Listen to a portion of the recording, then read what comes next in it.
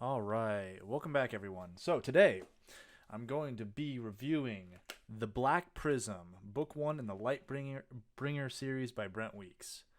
Um, give you a little synopsis of like this book, what it's about, and stuff like that. It is a fantasy set in a world in which it's a flintlock fantasy, so there are pistols, stuff like that, gunpowder, cannons. Um, it's set in a like Mediterranean esque kingdom with uh lots of oceans, and like the kingdoms are kind of separated a little bit. There is magic, which is all based on color, and basically each person, the magic that they're born with, the amount of colors they can take into themselves and draft, um, just mostly depends on birth and situation and stuff like that. So like there are um, red, orange, yellow, green, blue, sub red, and super violet. There's extra stuff that comes along later and different variations and things that come in, which is super interesting.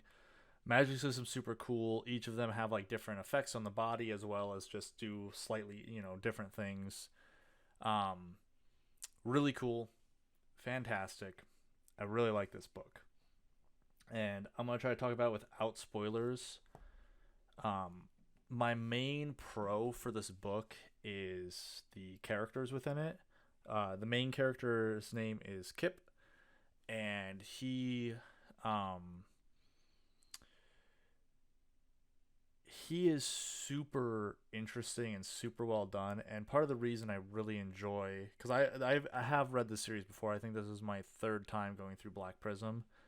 Um, Part of the reason I find myself drawn to this is really his journey and his character growth throughout the entirety of the series, as well as he deals with a lot of self esteem issues and confidence issues, and I think that's super relatable for almost everyone. It's really nice to see a character like this and see his growth over the course of um, the entirety of the series, but even the first book. With that, there are also there are a lot of little twists and turns in dealing with like um, lots of like problems of the self.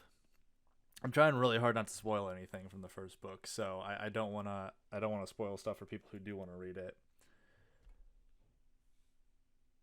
I'm trying to think of a way to say those in a way, but there's not really a whole way I can say it. There's just lots of like little twists and like really kind of mind um trippy twists that happen throughout the entirety of the book and the entirety of the series.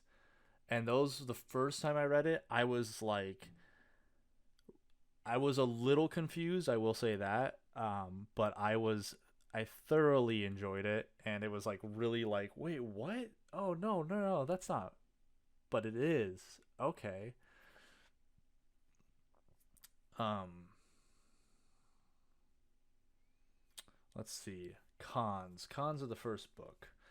Big things that I would say is I actually think, sorry, this is another pro I want to say first. The beginning section is divided up into, the chapters are kind of small in the beginning, and this could be a con for some people, but I think it really works for this book, where the Brent Weeks does a good job of basically splitting.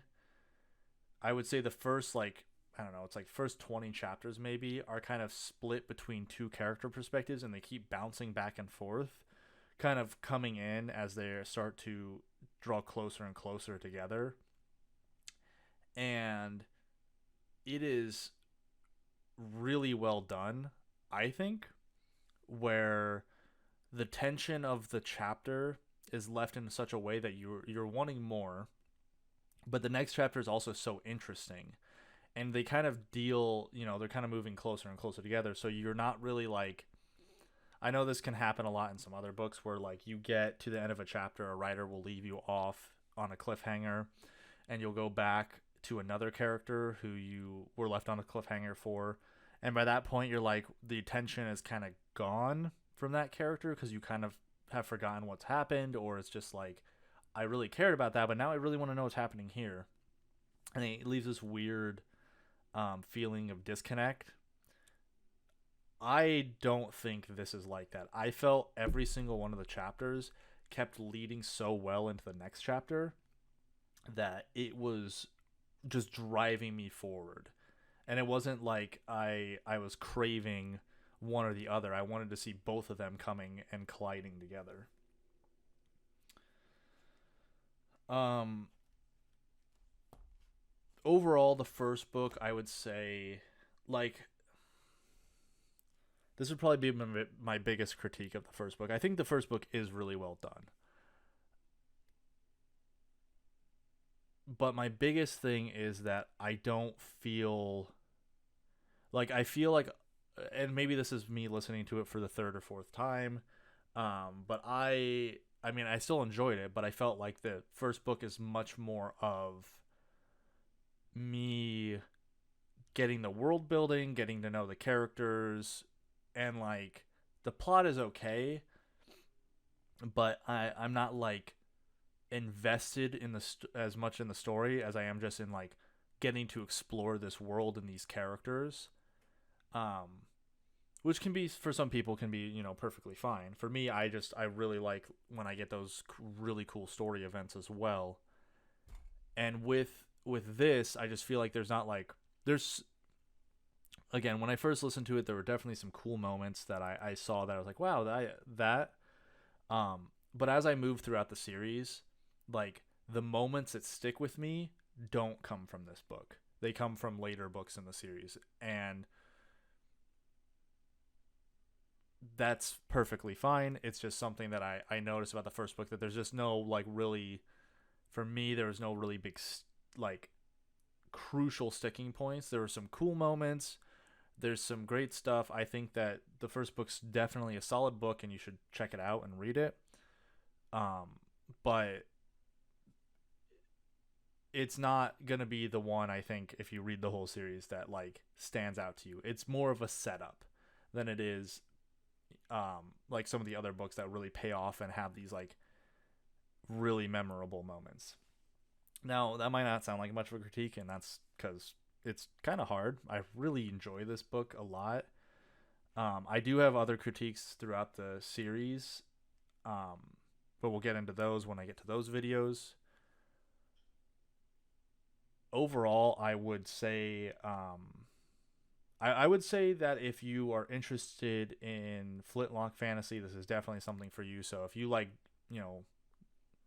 guns and cannons and stuff like that, like we're talking like flintlock pistols and stuff like that, not like machine guns or anything like that.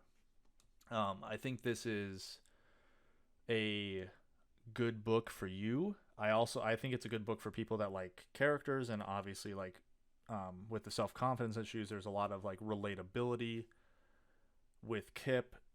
I really think that it's a book that a lot of people should check out.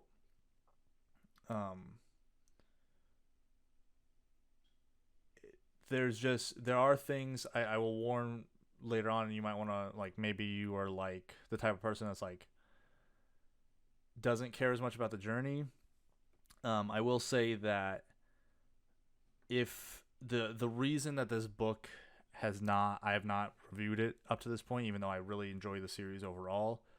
I personally think that the ending of the series, and this I've only listened to the last book one time, I believe, because I got into it when I was still coming out, so I usually like go back and listen to every book again before I listen to the current book, so I kind of have a fresh take on what's going on, and I also get to re-enjoy those intro books.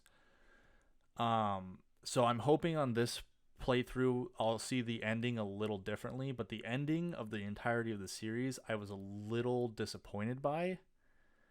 And so it reduced I still think this is like an A series overall, but it's not that S tier that I was really hoping it would be, that would make it to be one of those series that I basically say you should go check this out.